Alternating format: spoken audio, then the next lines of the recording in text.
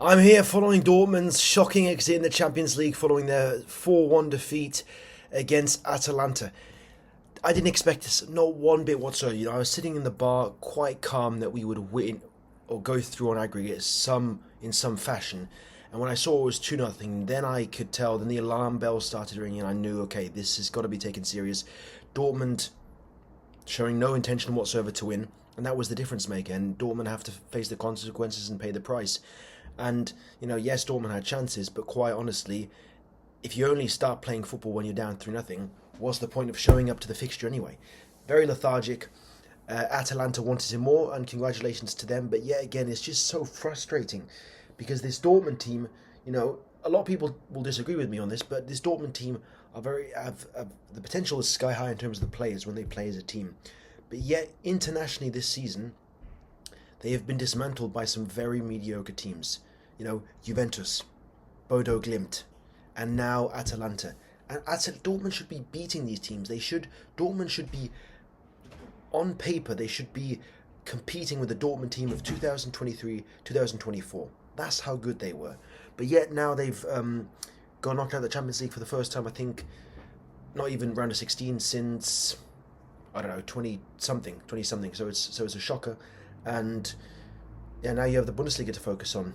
But it hurts because I was sitting in the bar after the full-time whistle and this was the closest I've ever felt to wanting to start cry, because typically when I was younger I would get so emotionally involved and attached to any sporting event, and now sort of throughout the last 3-4 years I've matured and grown to understand that it's important to distance yourself, especially your emotions. You don't want to have your emotions be dictated by results, good or bad, right?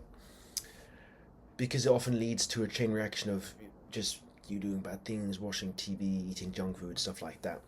So, but nonetheless, I don't know, for some reason I was just so emotionally involved that it was the closest I've been to tears in quite some time.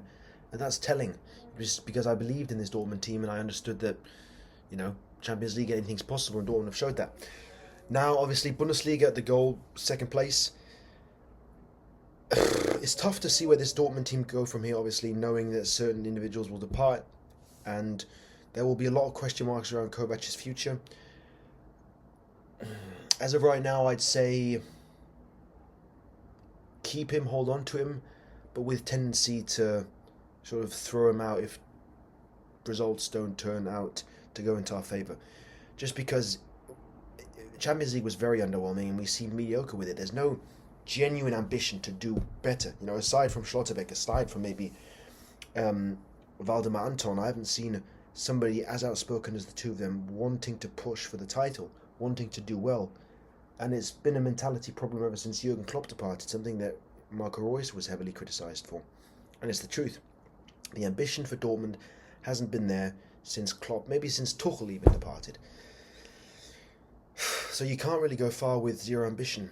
And I don't know, it will be telling to see how Dortmund respond on the weekend against Bayern. And we go from there. Obviously, second place is the goal.